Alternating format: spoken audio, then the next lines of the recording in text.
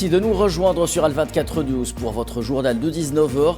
Voici les principaux titres de l'actualité internationale de ce vendredi 23 mai. 70 martyrs depuis les premières lueurs du jour à Gaza, 3673 depuis le 18 mars et 53 822 depuis le 7 octobre 2023. L'enclave palestinienne n'en finit pas de compter les victimes des massacres commis par la machine de guerre sioniste alors que la situation humanitaire est extrêmement grave.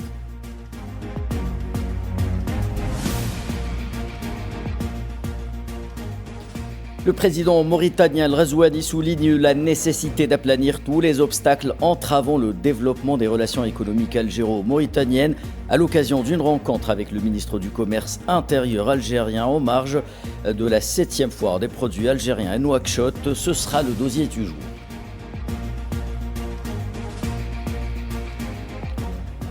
Nucléaire iranien, 5e round de négociations à Rome. Iraniens et Américains avancent prudemment.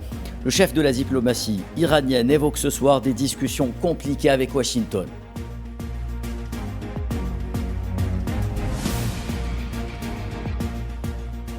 Football, le championnat algérien à la fête ce soir à l'occasion du grand derby algérois entre le MCA et l'USMA avec un enjeu de taille pour le Mouloudia au bout des 90 minutes, un 9e sacre national.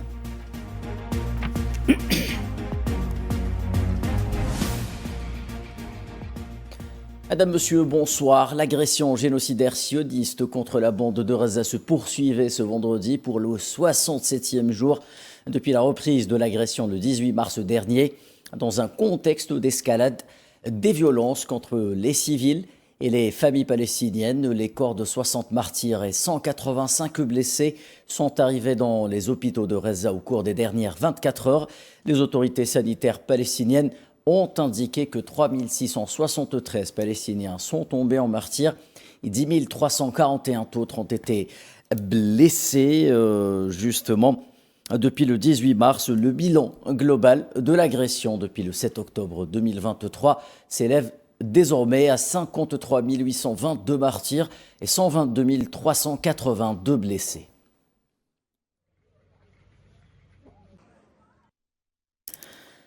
Et pratiquement aucune zone de la bande de Gaza n'a échappé aux bombardements et aux exactions sionistes en tout genre.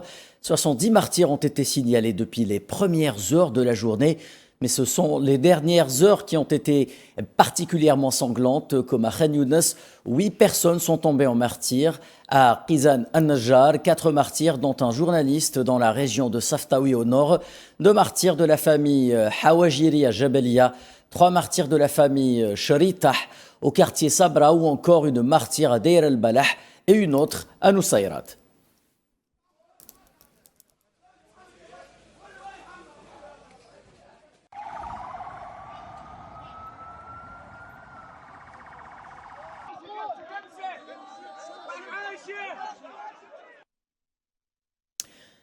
Et une autre famille décimée par les frappes de l'entité sioniste a été retrouvée sous les décombres, cette fois-ci à Jabalia.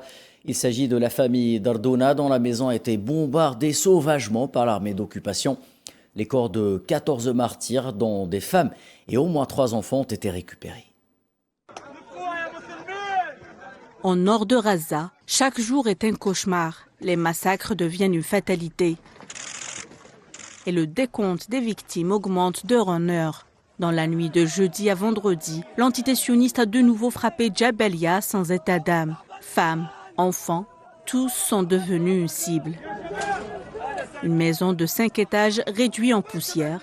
À l'intérieur, une 50aine de personnes. Seuls quelques survivants ont pu être tirés des décombres. Les autres sont toujours sous les ruines. Bilan, au moins 15 martyrs. Les forces d'occupation sionistes ont pris pour cible hier soir cette maison de 5 étages. Elle abrite des personnes déplacées et ses propriétaires.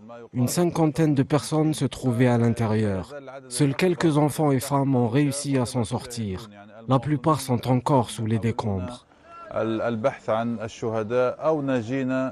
Ces scènes d'horreur devenues quotidiennes depuis des mois. Les derniers jours ont été particulièrement meurtriers. Jabalia a déjà été visé mardi. L'objectif est clair, effacer la région, raser les maisons, briser des familles, anéantir toute forme de vie palestinienne. Chaque nouvelle frappe sioniste creuse un peu plus le gouffre de terreur. L'occupation continue de commettre des massacres et des génocides contre le peuple palestinien, contre des civils en sécurité chez eux.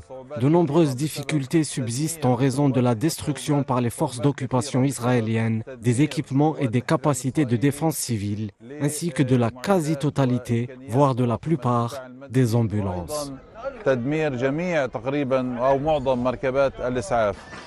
Il ne reste plus que des cris et des cendres. La horde sauvage sioniste tue de sang-froid, méthodiquement, avec le seul but d'exterminer les femmes et les enfants. Ces derniers paient le prix de cette politique de terre brûlée, une volonté assumée d'éradiquer la vie palestinienne, quartier après quartier. Au sud, au nord et au centre de Gaza, l'espoir se mesure à l'appel, au courage de ceux qui fouillent encore et toujours pour retrouver les leurs. Et du côté de Khan Younes, dans la région de Habsan el-Jadida, une autre famille palestinienne, en l'occurrence la famille d'Arma, a été littéralement effacée de l'état civil à la suite d'un bombardement ayant ciblé la maison qui abrite cette famille. Bilan du massacre, au moins 11 martyrs.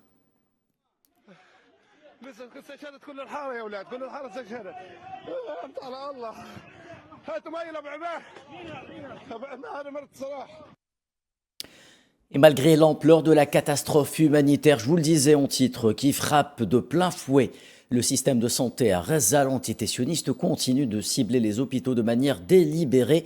L'armée sioniste a frappé ce vendredi l'hôpital El Aouda, situé dans la région de Tel Zatar. L'attaque a fait au moins 3 blessés et provoqué un grave incendie au sein de cette structure médicale. Selon l'Organisation mondiale de la santé, au moins 4 hôpitaux à Gaza ont dû interrompre leur service cette semaine en raison des attaques sionistes. Selon la même source, 94% des hôpitaux de Gaza ont été soit détruits ou endommagés par les attaques de l'entité sioniste.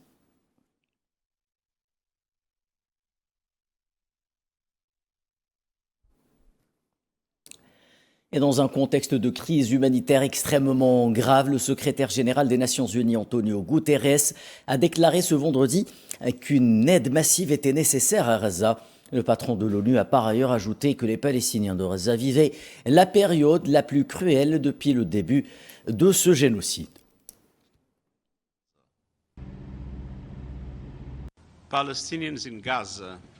Les Palestiniens de Gaza endurent probablement la période la plus cruelle de ce conflit. Depuis près de 80 jours, Israël bloque l'entrée de l'aide humanitaire internationale. Comme l'a constaté la principale organisation évaluant la faim dans le monde, l'ensemble de la population de Gaza est confrontée à un risque de famine. Des familles sont affamées et privées de l'essentiel sous les yeux du monde entier en temps réel. Les crimes sionistes se poursuivaient en Cisjordanie ce vendredi également. Des colons sionistes ont attaqué des maisons, brûlé des véhicules et une ferme dans la ville de Brooklyn. Jeudi soir également, les témoignages des victimes palestiniennes font état d'une violence extrême de la part des colons sionistes, le plus souvent qui agissent sous protection des forces sionistes. Des dizaines de colons, peut-être des centaines, sont arrivés. J'ai quitté la maison, puis j'ai vu que mes véhicules avaient été brûlés. Puis ils m'ont frappé à la tête et jusqu'à maintenant, j'ai des vertiges. Ils ont brûlé 2 de mes voitures, 2 de celles de mon frère et une autre de mon autre frère. Ils ont également brûlé la maison de mon fils en lançant un cocktail Molotov par la fenêtre. Dieu nous a protégés. Et dans le sillage de ces nombreux crimes, l'Algérie appelle à agir immédiatement face aux violations du droit humanitaire en Palestine et en particulier à Gaza. Depuis New York, Alger appelle les membres du Conseil de sécurité à agir immédiatement face aux violations dans cette bande palestinienne, soulignant que la politique de 2 poids 2 mesures n'a plus de place. Et je donne à présent la parole à l'Algérie. Par le biais de son représentant permanent auprès des Nations Unies, Ammar Benjama, l'Algérie a appelé du haut de la tribune de l'ONU les membres du Conseil de sécurité à agir immédiatement face aux violations du droit humanitaire dans la bande de Gaza. Ammar Benjama a souligné que la politique de deux poids, deux mesures n'a plus de place et que personne n'est au-dessus de la loi. La protection des civils dans des situations de conflit armé reste un principe fondamental du droit humanitaire. Et pourtant aujourd'hui, nous sommes témoins d'une augmentation alarmante du nombre de violations du DIH. Des civils innocents portant le plus lourd tribut, payant le plus lourd tribut de ces tactiques de guerre illicite. Ce conseil même, ne peut plus garder le silence et croiser les bras. Nous devons assumer nos responsabilités. Le diplomate algérien a affirmé que la bande de Gaza est la zone qui a connu le plus de violations du droit humanitaire en 2024 en raison de l'agression sioniste. Benjama a fait savoir que les Nations Unies ont enregistré plus de 36 000 morts civils, dont 14 conflits armés en 2024, dont la majorité d'entre eux à Gaza. Il s'agit d'un abandon quasi total. Les chiffres parlent d'eux-mêmes. Les Nations Unies ont enregistré plus de 36 000 morts de civils dans 14 conflits armés en 2024 seulement. La majorité d'entre eux à Gaza. Par ailleurs, le diplomate algérien a souligné que l'absence de la protection des civils n'est pas le résultat de l'absence de règles, mais de l'absence de volonté. De protection des civils n'est pas le résultat de l'absence de règles, c'est le résultat de l'absence de volonté. Les règles existent, elles. Ce qui nous manque, c'est le courage politique pour les mettre en œuvre, le courage politique de les exécuter. Nous devons réaffirmer de manière collective que le droit international humanitaire n'est pas négociable. S'exprimant aujourd'hui, le chef de l'ONU, Antonio Guterres, a dénoncé la période peut-être la plus cruelle vécue par les Palestiniens depuis le début de l'occupation. Vous en parlez en titre, le président mauritanien Mohamed Ould Cheikh Al Ghazouani a reçu ce vendredi à Nouakchott le ministre du Commerce intérieur et de la régulation du marché national algérien Tayeb Zitouni en marge de l'ouverture de la 7e édition de la foire des produits algériens Nouakchott. Les entretiens bilatéraux ont abordé le développement des relations économiques entre les deux pays en insistant sur l'importance de réduire les barrières devant la promotion des relations économiques ainsi qu'en aplanissant l'ensemble des difficultés.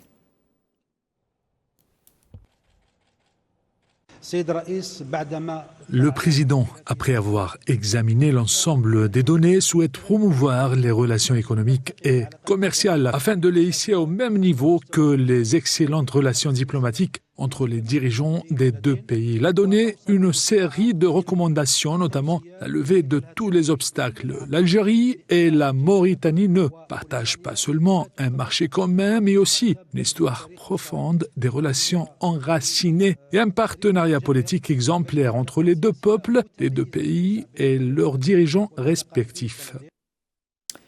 Et les travaux du Forum économique algéro-mauritanien ont débuté ce vendredi à Nouakchott, où plusieurs rencontres entre les hommes d'affaires des deux pays ont été tenues à cette occasion. Les travaux du Forum se sont déroulés en présence du ministre du Commerce intérieur et de la régulation du marché national Tayeb Zitouni, de la ministre mauritanienne du Commerce et du Tourisme Zeynab Ouahmadna, du ministre mauritanien délégué auprès du ministre de l'Économie et des Finances Kodoro Moussane Guénor et de l'ambassadeur algérien en Mauritanie Amin Sid ont pris également part à ce forum des représentants du Conseil du renouveau économique algérien ainsi que de la Chambre algérienne de commerce et d'industrie ainsi qu'également plusieurs hommes d'affaires algériens et mauritaniens.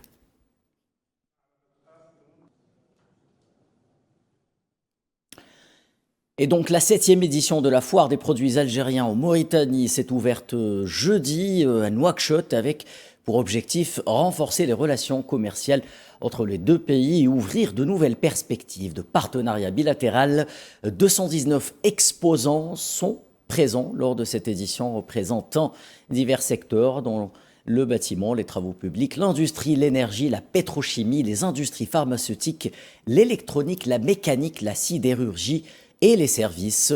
Les deux pays ambitionnent de traduire la volonté politique commune de consolider cette relation historique dans les domaines économiques marqués par le bond qualitatif qu'ont connu les échanges commerciaux.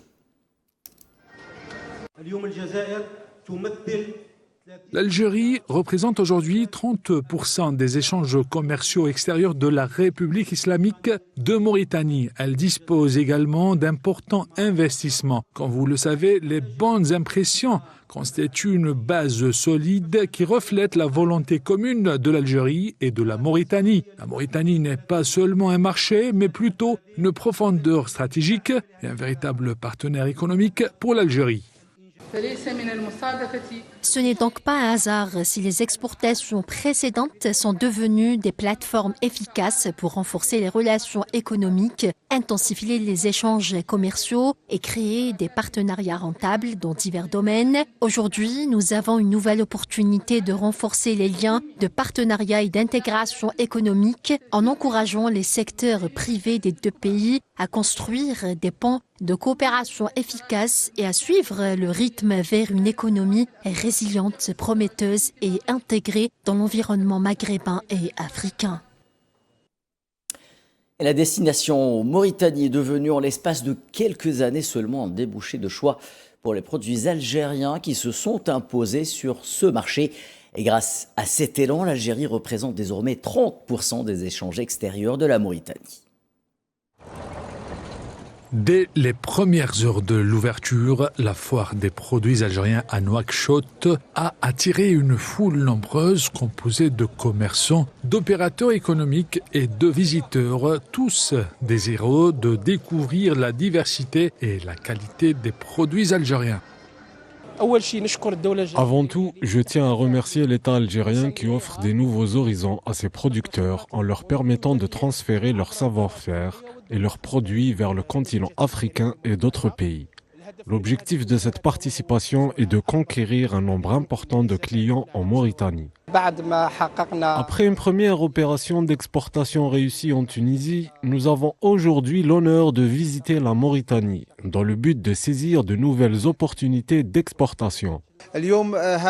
Aujourd'hui, nous appelons toutes les entreprises algériennes à participer à cette manifestation ainsi que tous les commerçants mauritaniens afin de mieux connaître les produits algériens. Les stands richement décorés présentent une variété impressionnante de produits algériens. Mes impressions sur ce salon organisé par nos frères algériens sont très positives. Les produits algériens sont de bonne qualité. Je suis très heureux de cette manifestation algérienne. Je suis également très impressionné par la qualité des produits algériens et j'espère qu'elle se poursuivra afin d'inonder le marché mauritanien de ces produits. La foire des produits algériens à Nouakchott se poursuivra jusqu'au 28 mai courant, offrant aux visiteurs une semaine riche en découvertes et en échanges. Elle s'inscrit dans une stratégie plus large visant à promouvoir les produits algériens à l'international et à consolider les relations économiques avec les pays voisins. Nous en parlons en titre, le 5e round des pourparlers entre l'Iran et les États-Unis au sujet du dossier nucléaire iranien sous médiation omanaise a eu lieu ce vendredi à Rome, en Italie. Selon le ministre omanais des Affaires étrangères Badr al-Boussaidi, les négociations se sont clôturées avec quelques progrès seulement, mais non concluants.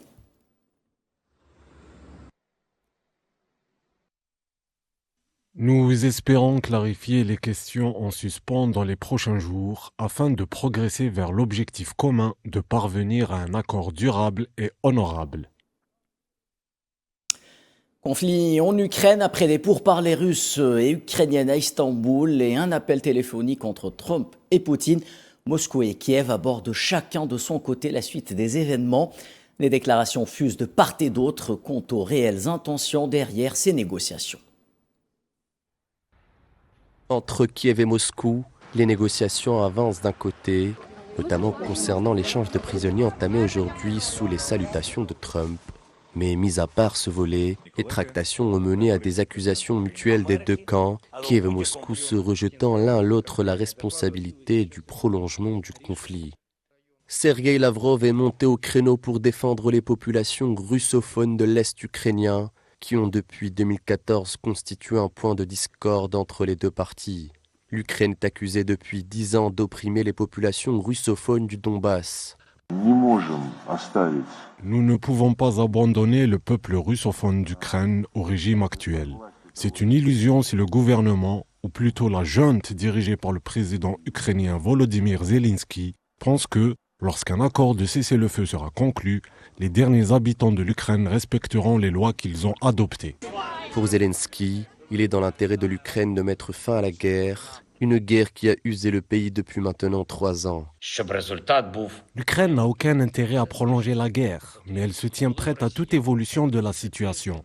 Il est évident pour le monde entier que c'est la Russie qui est responsable de la poursuite de la guerre. L'Ukraine est prête à prendre les mesures les plus rapides possibles, à savoir un véritable cessez-le-feu et la mise en place d'une nouvelle architecture de sécurité. Aucun accord prêt à être signé n'est pour l'instant sur la table, mais les États-Unis assurent que leur entremise permettra une sortie de crise dans les meilleurs délais. Et la Russie et l'Ukraine ont chacun libéré 390 prisonniers vendredi et ont déclaré que d'autres seraient libérés dans les prochains jours, dans ce qui devrait être le plus grand échange de prisonniers du conflit jusqu'à présent. Les deux pays engagés dans un conflit depuis 2022, rappelons-le, s'étaient en effet accordés sur cet échange le 16 mai dernier, lors des pourparlers de paix qui les ont réunis à Istanbul.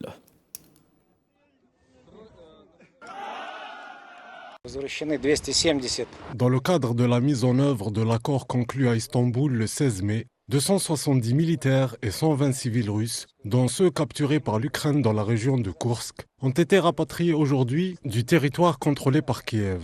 Ainsi, un échange à grande échelle initié par la partie russe a débuté et devrait se poursuivre dans les prochains jours. Allez, football, comme je vous le disais en titre, ce soir avec la mise à jour du championnat algérien de Ligue 1. Le choc de la journée, c'est le grand derby qui opposera dans quelques minutes le Mouloudia d'Alger et son rival l'USM Alger. Le MCA leader avec 49 points et qui a repris les commandes du classement à la faveur de son large succès lundi à domicile face à l'ES Sétif 4-1 aura l'occasion de creuser l'écart sur ses poursuivants. La JS Kabylie 2e avec 46 points et le CR Belouizdad 3e avec 45 points et de faire un pas de plus vers un 9e titre national.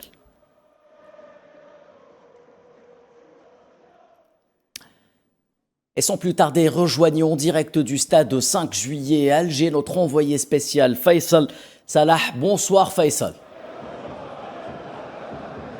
Bonsoir Khaireddin. Faisal, les tribunes qu'on aperçoit derrière vous ont l'air d'être plein à craquer. Racontez-nous l'ambiance qui règne au stade 5 juillet à quelques minutes du coup d'envoi de ce match. Et est-ce que le Mouloudia d'Alger a aujourd'hui une réelle occasion de décrocher le 9e titre national de son histoire? Bah écoute, on peut dire que c'est le match pour le titre parce que c'est le derby contre une équipe, on va dire coréenne, c'est l'USM Alger, c'est le derby algérois, le grand derby nord-africain ces deux peut-être dernières années. C'est sans doute parce que ça captive et c'est aussi il y a du beau football. Aujourd'hui, on est au stade mythique 5 juillet, le Mouloudia d'Alger qui est leader avec 49 points comme vous avez dit. Il est dans la route pour prendre et arracher un autre titre du championnat, mais il faut dire qu'aujourd'hui c'est un derby et les derbys on ne sait pas qui gagne parce que c'est une atmosphère spéciale. Aujourd'hui les supporters du Mouloudia se sont déplacés au stade mythique 5 juillet. Ici aujourd'hui on peut dire qu'il y a 40 000 quand même supporters et spectateurs au stade. Aujourd'hui c'est un match très difficile pour les deux équipes parce que les situations des deux clubs elle est un peu différente. Le Mouloudia qui a perdu qu'un seul match lors de ces derniers matchs qu'il a joué en championnat. D'autre côté l'USM Alger, une situation difficile avec les entraîneurs qui n'ont pas pu poursuivre tout le long du championnat. On parle de Nabil Maloul ou Paqueta, mais aujourd'hui le Mouloudia compte une seule victoire lors de ses 5 derniers matchs et la situation est vraiment difficile plutôt pour l'USM Alger. Mais aujourd'hui c'est un match très important pour les deux clubs. Le Mouloudia d'Alger, il a encore 4 matchs pour... Oui, Faisal, 4 matchs pour valider peut-être un titre qui lui tend les bras. Merci Faisal. Une chose est sûre ce soir, le spectacle sera au rendez-vous et vous serez sur place, bien entendu, pour nous en dire davantage lors de nos prochaines éditions. C'est la fin, mesdames et messieurs, de cette édition. Merci de l'avoir suivi. La suite avec l'échiquier international présenté par Leïla Guertal.